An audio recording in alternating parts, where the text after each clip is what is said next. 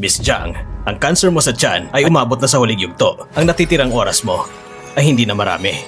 Sa 3 taon ng diagnosis ko, itinigil ko ang lahat ng gamutan. At gamit ang natitirang pera ko, nagpareserba ako ng magandang libingan. Isang libingan na magbibigay swerte sa akin para sa susunod na buhay ko. Pag nabayaran ko ang huling bayad, sa susunod na buhay, mas gaganda na ang pagkakapanganak ko.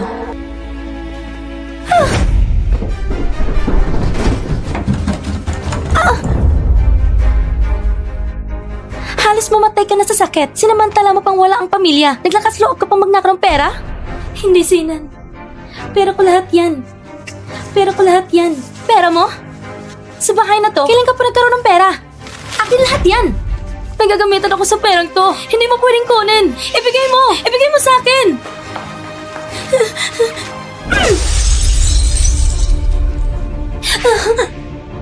Sinasabi ko sa'yo, lahat ng nasa pamilya Jiang, magiging akin balang araw. Hindi ba't pera ko rin na kinuha mo? Habang nandito ako, ising kong galing, hindi mo madadala. Ate, hintayin mo ako. Sa wakas nakauwi na rin kayo. Ate, hindi ko sasabihin kina mama at papa nang nakaw ka ng pera. Huwag mo na siyang saktan. Ano bang ginagawa niyo? Sinyan, Sinaktan mo si Sinyan? Ate, hindi si Ate Yue na nakit. Ako nadulas at natumba. Nabagsakan ako ng vase. Sinyan. Kuya, kakabagsak ko lang mula sa hagdan. Medyo nahina ang mga paa ko. Sige, Jiang Yue. Dahil lang hindi ka pinayagan ni Sinyang manguha ng pera sa bahay, itinulak mo siya pababa ng hagdan at binuto mo pa siya ng vase? Bakit ka sinungaling at malupit? Ma, hindi ko talaga ginawa. Nagsisinungaling ka pa? Pinagtatago pa kita ng pera? Humingi ka ng tawad kay Sinyang! Ma, huwag mo nang sisihin si ate. Hindi naman ako ang tunay niyong anak. Pero ako ang laging minamahal ang buong pamilya. Kaya natural lang na may sama ng loob si ate. Tigilan niyo si Ate Yue. Mahinang katawan niya. Baka imatayin niya naman siya maya-maya. Jiang Yue, pagsisinungaling, pagnanakaw at pagpapanggap na may sakit. Inaapi mo pang kapatid mo nang bumalik ka mula sa ampunan. Ganito ba ang tinuturo namin sa'yo? Ha? Pa, hindi ko talaga ginawa. Huwag mo kong tawagin Papa. Wala akong anak na kagaya mo.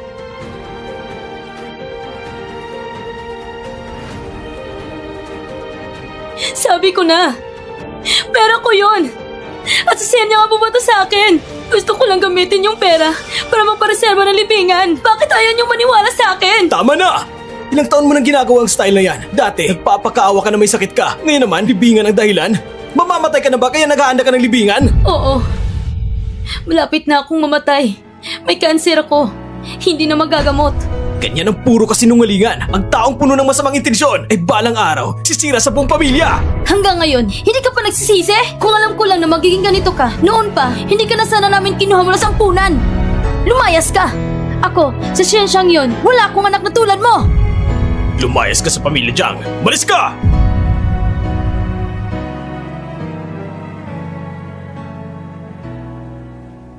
Kailangan ko ba talagang mamatay para maniwala kayo na ang tunay niyong anak, tunay niyong kapatid, hindi kailanman nagsisinungaling? Pasensya na Miss Jiang. Nakita namin ang nireserba niyong libingan ay magkapareho ng slot kay Mr. Gu. Hindi niyo pa po nababayaran ng balance. Pwede po ba kayong pumili ng ibang pwesto? Sa buong buhay ko, nakikipag-agawan ako sa iba. Sa magulang, sa ate, sa kuya. Ngayon, pati libingan, may nakikipag-agawan pa rin sa akin? Hindi pwede. Kailangan ko na yan agad.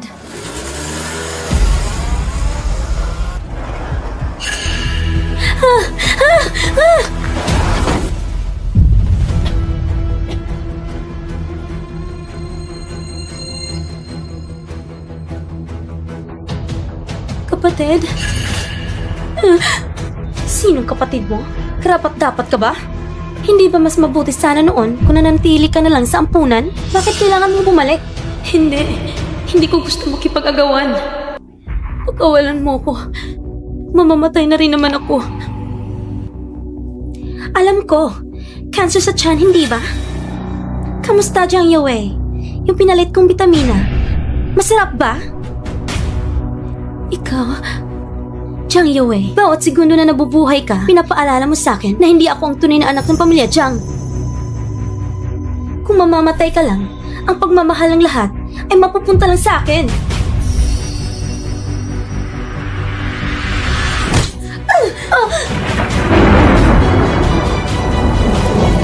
Mr. Gu, ang huling lokasyon ng cellphone ni Jiang Yue ay nandito.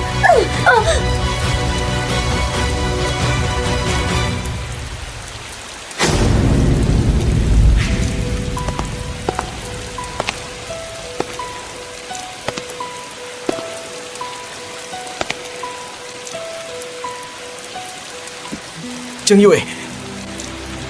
Jiang Yue, gumising ka! Jiang Yue! Mr. Go, tingnan niyo, hindi ako nagsisinungaling. Magagamit ko na ang punto na yun. Kaya huwag mo na akong agawan. Hindi kita aagawan. Huwag ka lang mawala, pwede ba? Salamat. Mr. Go, mas mabuti ka pa kaysa sa pamilya ko. Jiang Yue! Jiang Yue! May pangako ka pa sa akin. Nakalimutan mo na ba? Jiang Yue! Birthday ngayon ni Xinyan! Nagkunwari ka pang may sakit? Sinasabi mong kailangan mong pumunta sa ospital? Puro bitamina lang nasa bote ng gamot na to. Talagang pinapahirapan mo sarili mo. Nagkukunwari ka pa talaga. Nagkukunwari may sakit. Hindi ba patay na ako? Bakit ako nandito? Huwag mong sabihin, nabuhay ako ulit? Bumalik ako nung 18 pa ako? Ma, hindi naman talaga ako ang anak niyo.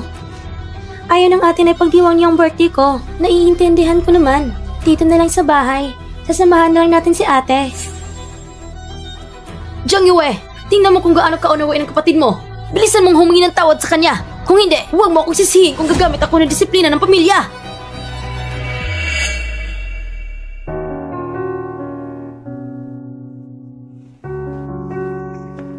Ma, hindi talaga ako nagsisinungaling. Talagang masakit ang tiyan ko ngayon. Mahilig ka magkunwaring may sakit, ha? Bilang kuya mo, ngayong araw, tuturuan kita kung paano maging tao. Para matuto ka magsisi! Para hindi mo napihin si Xinyan! Sige, kainin mo! Kainin mo pa! Kainin mo pa! Tama na, Siye. Ang birthday dinner ni Xinyan ay magsisimula na. Kung sinasabi niyang masakit ang tiyan niya, ipakulong mo siya kay Wang Ma sa silid para maparusahan siya. Gugutumin siya ng 2 beses para luminis ang tiyan niya. Tara na. Pinakamaganda kong anak, munting prinsesa.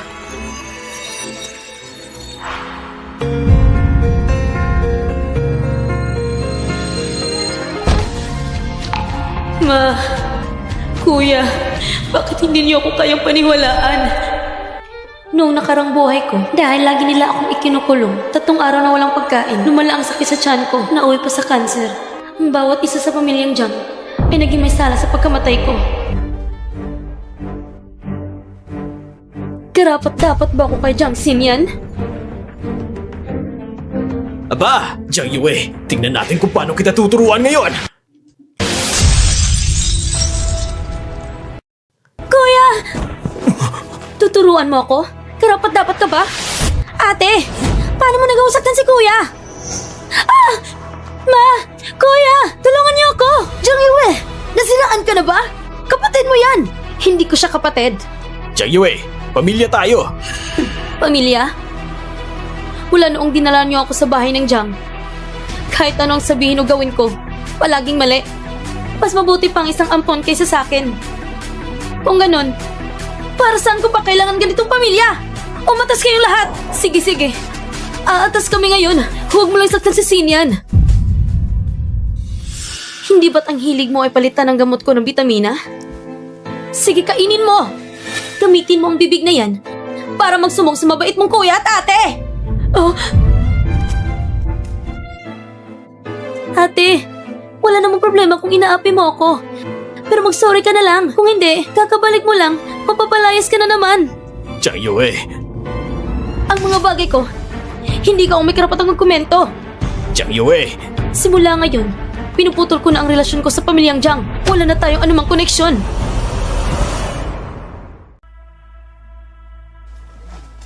Ano nangyari? Ate, binugnong ni Jiang Yue si Siye at pinainom niya ng gamot si Xinyan. Ano? Nasaan si Jiang Yue? Nagalit lang ako ng kaunti dahil nanakit siya tapos bigla siyang umalis ng bahay. Paano niya nagawa yun? Malakas ang bagyo sa buong probinsya. Bakit naman sa ganitong ospisyal lumayas ang nangungunang kumpanya ng Go Group? Kahapon ay nag-anunsyo na ang panganay na anak na si Go Jin Chao, na 21 years old na gulang pa lamang, ay magiging tagapagmana ng grupo. Sa panahong ito, hindi pa ako pinapaalis sa research project na sinalihan ko. Bahala na. Kung maghihintay pa ako, malilate na ako.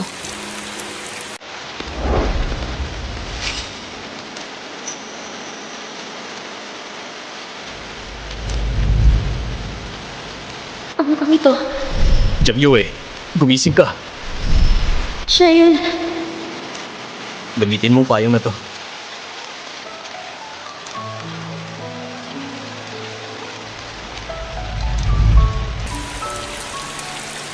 Sandali.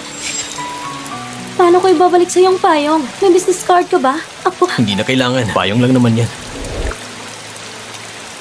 Sa nakaraang buhay ko, siya ang nakasagasa sa libingan ko at siya rin ang nagligtas sa akin. Sa susunod, kailangan ko talaga siyang pasalamatan ng maayos. Mr. Go, lahat ay naimbestigahan na. Ang ampunan kung saan kayo lumaki noon ay giniba at inilipat na. Pumanaw na rin ng dating tagapamahala 5 taon nang nakalipas. Kung sa pulseras na ito lang tayo aasa para naghahanap tayo ng karayom sa dagat.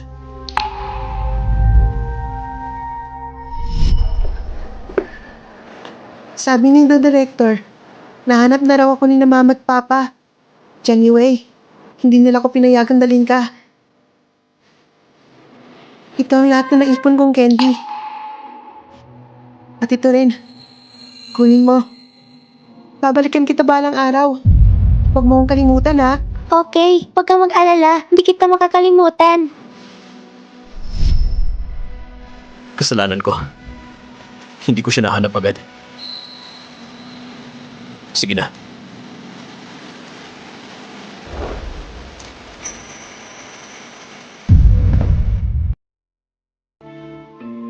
Yue. Jiang Yue! Buti at nakarating ka. Nag-alala pa naman ako na hindi ka darating. Ang tagal na nating magkasama bilang research partners. Nangako tayong mag-research na sabay. Paano naman ako hindi darating? Sabi mo lagi, mabait ang pamilya mo sa'yo. Natatakot ako na piliin mong manatili sa kanila at hindi na tumuloy dito. Ma, ito ang mentor ko sa Baya Competition. May sarili siyang research institute. Talagang gumagawa kami napakalagang pag-aaral. Pakiusap, ibalik mo ang phone ko. Sinungaling ka talaga. Sa tingin ko, nagalasing ka lang kasama mga tao sa ampunan. Mula ngayon, tingnan natin kung paano ka makikipag-ugnayan sa mga yon.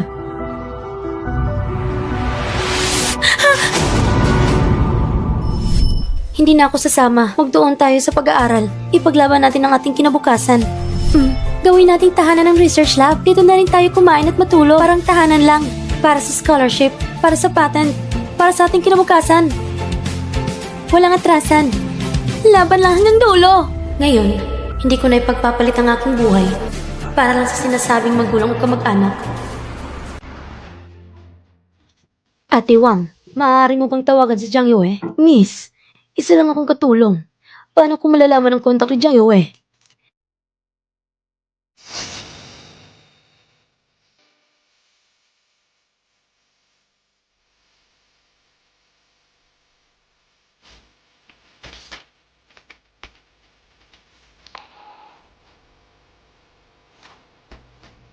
Si Jiang Yue, palagi ba siyang ganun kagaling sa academics? Oo, miss.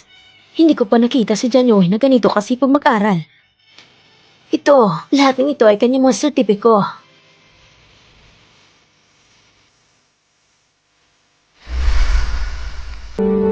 Kay Miss Jiang Yue, ito lang ilang set na ito. Ito ang nag-iisang bestida niya. Ang ito, natanggap niyang regalo sa karawan niya. Sabi niya, galing ito sa'yo. Hindi niya ito nasuot kahit minsan. Maligayang kaarawan! Maligayang kaarawan sa prinsesang anak ni Mama. Ito ang regalo mula kay Papa at Mama. Espesyal namin binili ito para sa'yo. Isang alahas. Wow! Ang ganda naman! Halika Sinyan, itong binigay ni Kuya. Pinagawa ko to para sa'yo. Salamat, Kuya! Nandito pa ako! Sinyan, hindi ba lagi mong gusto ang isang artist na to? Kaya si Kuya, espesyal niyang pinakausapan at kinuha sa kanyang isang singsing para ibigay sa'yo. Salamat, Kuya! Ang saya naman! Salamat, Papa at Mama! Kuya, mahal ko kayo! Huli na ako sa pagdating. Yan, maligayang kaarawan. Ate, mayroon na akong katulad nitong brand na to. Hindi ko pinapansin iyon. Kailangan ibigay ko ulit sa'yo. Sige. Pasensya na. Ako nagkamali. Cheers! Maligayang karawan!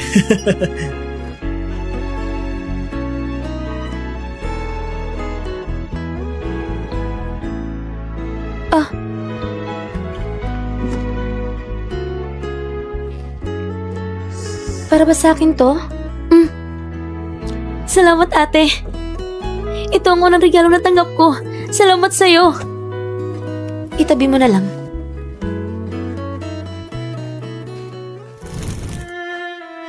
Paano ko nakalimutan? Ang kaarawan ni Xinyan. Araw rin ito ng kaarawan ni Jiang Yue. Miss, sa totoo lang, si Yue talaga namang mabait na bata. Kapag may kabutihan sa kanya ang iba, tatandaan niya yun. Ito ang kanyang diary. Sana, tingnan niyo ito.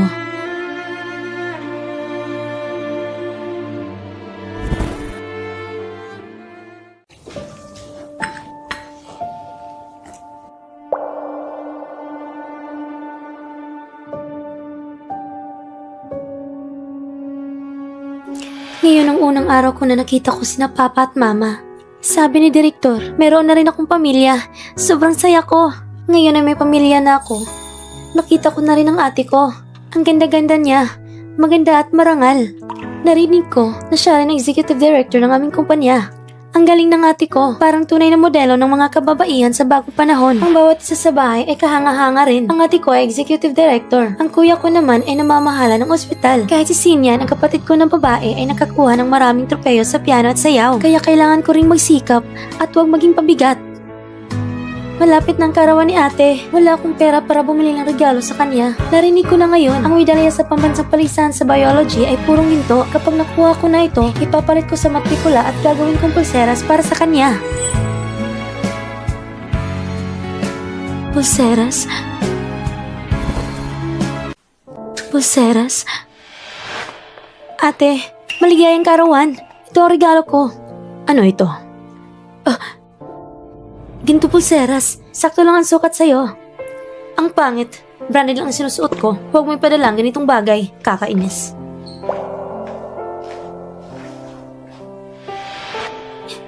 Jiang Yue, pasensya na. Kakatagpo ko lang ng silid-aklata ni ate at sumilip ako ng kaunti.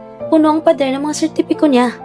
Mukhang mula pagkabata, palaging mahusay si ate. Kailangan ko talagang matuto sa kanya. Kahapon, naghatid ako ng gamot at pagkain sa kanya. At nakita ko sa ibaba, si ate na magandang damit. Nasa unahan siya habang naglalakad. Lahat sa likod niya ay sumusunod sa kanyang utos. Kahit hindi niya ako nakita. Ate! Ate! Nandito ako!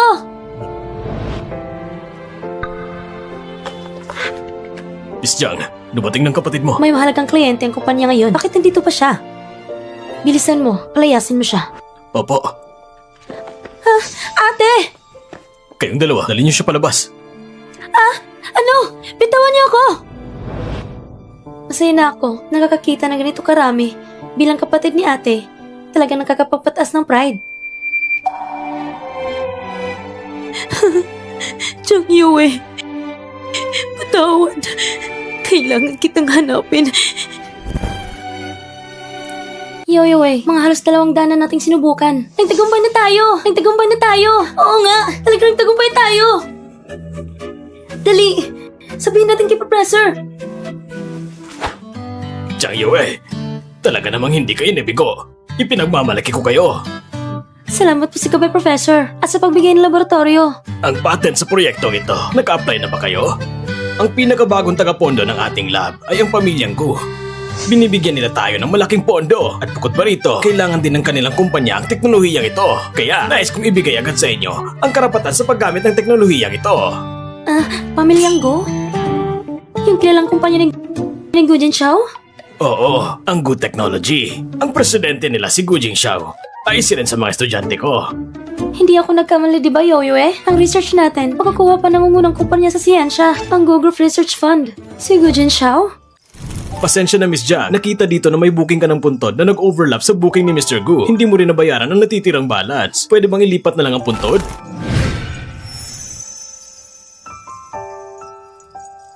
Ang swerte naman, pareho pang playerong Gu. Pero siya, hindi naman tulad ni Kujin Xiao na malaking tao. Kung hindi, bakit mag-overlap ang puntod sa akin? Ito ang 200,000 na deposit at ang kontrata. Habang tumatawag ka, nakaprepare na ito. Jiang Yue, hindi mo talaga ako binigo. Sa industriya natin, kailangan ng talentong tulad mo. Salamat sa'yo, Professor. Salamat po. Bakit wala pa rin balita niya? Ate, bakit ka nag-aalala sa kanya? Siyang gumawa nito sa akin. Hindi na ako makakapag-shoot. Dapat sa akin ka nag-aalala. Binigyan ka na ng gamot ni Mama. Ano pa ba ang gusto mo? Si Jiang Yue lang ang mag-isa sa labas. Paano hindi ako mag-alala? Pero siya mismo ang nagdesisyon na lumabas. Kaya siya mismo nagdala ng problema sa sarili niya. Sige na, umalis ka na at bumalik sa kwarto mo. Huwag kang manggulo sa harap ko. Sandali. Anong tinatago mo? Ipakita mo sa akin. Ate, Ipakita mo!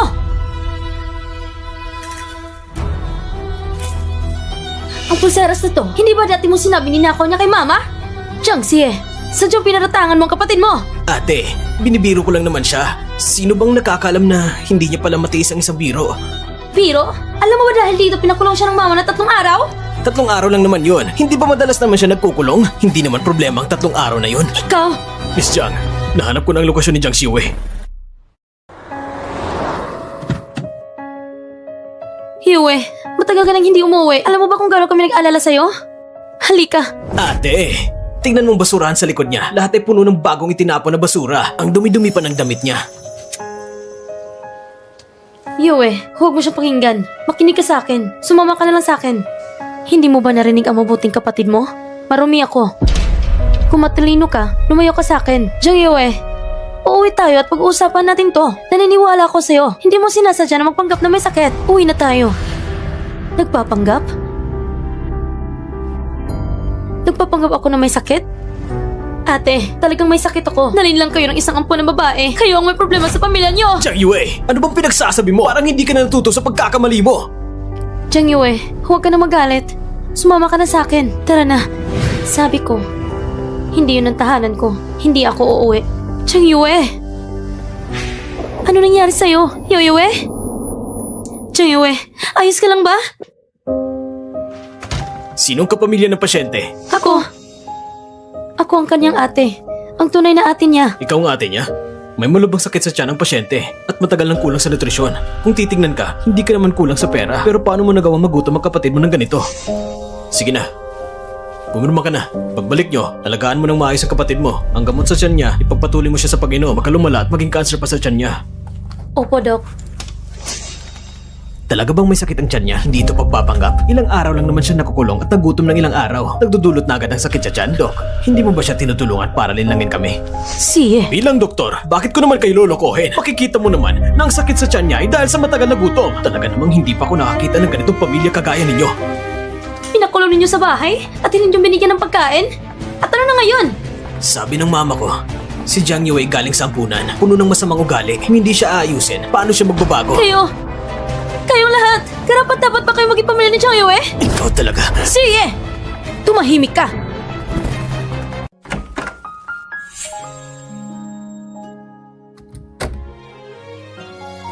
Jiang Yue, sumama ka na sa akin. Sabi ng doktor, kailangan mo magpahinga ng maayos. Narinig ko lahat ng sinabi niya. Narinig ko yun. Ganyan din ang pakiramdam mo, hindi ba?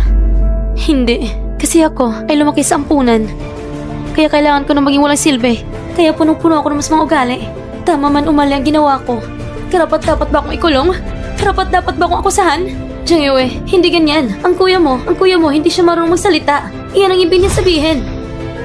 Si Jiang Xian, pinalaki niya ng pagmamahal. Kaya karapat-dapat sa kanya pinakamaganda sa mundo. At ako, sa kalagitnaan ng buhay, ay kinuhan niyo mula sa ampunan. Hindi ako karapat-dapat sa kahit kaunting kabutihan mula sa inyo. Halos lagi kang naiinggit kay si Yen at lagi kang nakikipagkumpetensya sa kanya. Tama.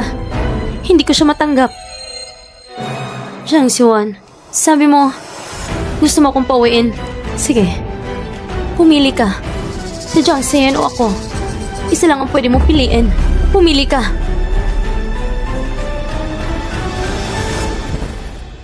Huwag mo kong pahirapan. Alam kong hindi mo kayang pumili. Kayong mga Jiang, hindi rin kayo pumili. Kasi sa mata ninyo, si Jiang Xian lang ang itinuturing yung pamilya. Sige. Ako nang pipili.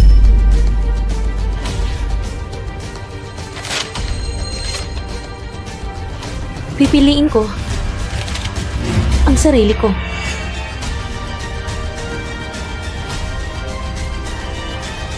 Chang Yue.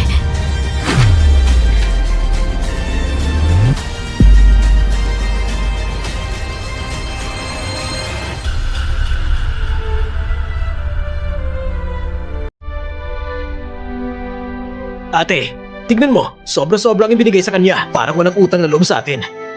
Kahit ano pa, hindi naman siya lumakas sa tiyan. Tumahimik ka. Chang Yue. Talaga namang hindi yun ang ibig sabihin ng kuya mo. Yun mismo ang ibig kong sabihin. Walang problema. Gusto mo bang managot ako? Sige. Panahon na rin para ibalik ko sa inyo. Mula nang dumating ako sa pamilyang Jiang, tumanggap ako ng allowance ng walang buwan. 500 kada buwan, 4,000 sa kabuuan. Bakit walang buwan lang? Tama. Kasi sa ikasyam na buwan, ginamit ko ang sarili kong scholarship para bumili ng regalo para kay Jancy. Pero kayo, inukasahan niyo akong nagnakaw. Simula noon, pinuto ng Jiang ang allowance ko. Sa mga nakaraang taon, lahat ng gastusin ko ay sa sarili kong scholarship at school subsidy ko lang. Lahat ng gawaing bahay, kami ni Nanay Wang ang gumagawa. Para sa akin, ang Jiang ay parang hotel lang. At iyon ang bayad sa pagtira ko. Ibabalik ko sa inyo 5,000. Heto ang 10,000. Ipapantay ko na lang bilang pagbili ko ng lahat na relasyon ko sa Jiang. Simula ngayon, wala na akong kinalaman sa Jiang.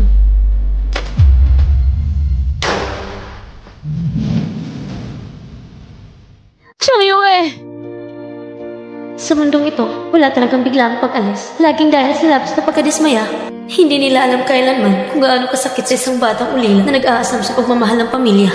Pero ngayon, hindi ko na kailangan yun. 500 kada buwan? Ate, imposible naman yun. Para bang sinasabi niyang, ate, baka nagpapanggap lang siyang... Tumahimik ka!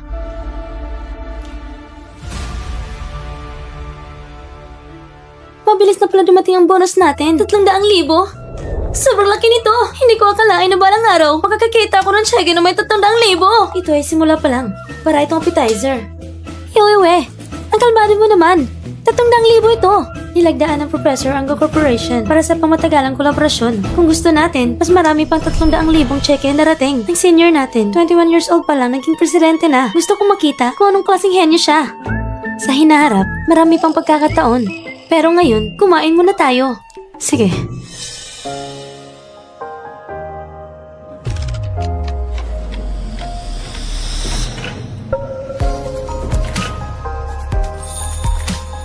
Anong problema, Mr. Go?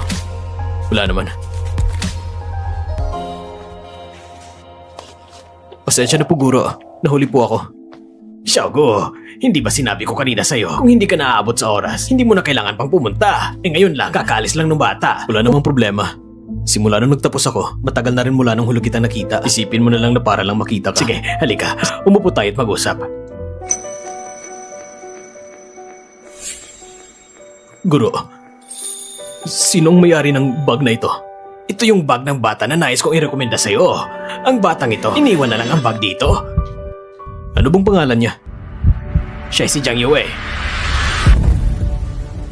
Ang talino ng batang ito, parang nabuksan ang isipan. Direkta nitong pinabilis ang proseso ng aming pananaliksik. Nang higit sa kalahati, kung magkasama lang kayo sa iisang batch, baka mga atensyon ay lalo pang mauuna sa'yo. Ang pinagmulan ng batang ito, medyo nakakalungkot din. Simula pagkabata, iniwan siya ng kanyang pamilya at lumaki siya sa ampunan. Maraming hirap ang naranasan niya. Pero kamakailan, natagpuan siya ng kanyang pamilya. Iyon ay ang Jiang family mula sa Jiang Group. Ampunan? Siya ba yun? Pa, ma, bumalik na kami. Si Jiang Yue, bumalik na rin ba? Sabi ko na nga, pinagyayaman at pinapangalagaan siya ng Jiang family. Paano yung magagawang tiisin na magtagal at magpalaboy-laboy sa labas? Si Wang Mang magdadala sa kanya sa kwarto ng pagkakakulong. Matapos niya isulat ang liham sa buong pamilya, doon na siyang pwedeng lumabas. Ma, hindi bumalik si Jiang Yue. Hindi bumalik? Hindi lang basta hindi bumalik. Nilagdaan pa niyang kasunduan na puputulin niya ugnayan sa Jiang family. Sinabi niyang hiwalay na siya sa Jiang family. Sa galit na to, sinabi niyang hihiwalay na siya sa atin. Hayaan mo, malaki na siya. Talaga namang lumaki ang kanyang kapalamukha. Sa tingin ko, wala siyang pera. Gaano yung katagal makakaya? May pera siya. Ito, ibinabalik niya sa Jiang family. Ma, sa loob ng maraming taon, binigyan mo ba siya ng allowance? Allowance? Mahal, magkano ibinigay mo sa kanya bawat buwan allowance? Ba't akong tinatanong mo? Abala ko buong araw sa labas. Hindi ako makauwi. May malaking gawain sa kumpanya. Ikaw pa ang mag-aasikaso ng allowance niya. Si Juan, ang allowance ng kapatid mo, ikaw ba ay nagbibigay? Magkano ang ibinibigay mo sa kanya bawat buwan? Ma, palagi kong pinangangasiwaan ang allowance ni Sinyan. Sabi mo sa akin na baka wala siyang pera sa pamilya kaya bawat buwan ay binibigyan ko siya ng 10 o 8,000. Hindi mo rin siya binibigyan? Hindi pwede to. Nung bago siyang bumalik, klaro kong pinakausapan ng finance na bigyan niya siya ng pera. Pero ang finance, walang buwan lang ibinigay. 5 taon na siyang bumalik? Walang buwan lang ibinigay? Ikaw, huwag mong sabihin ipagtatanggol mo siya. Tatawagan ko na lang para malaman ko. Hello, Xiaowang? Magkano ibinigay niyo kay Jiang Yue bawat buwan?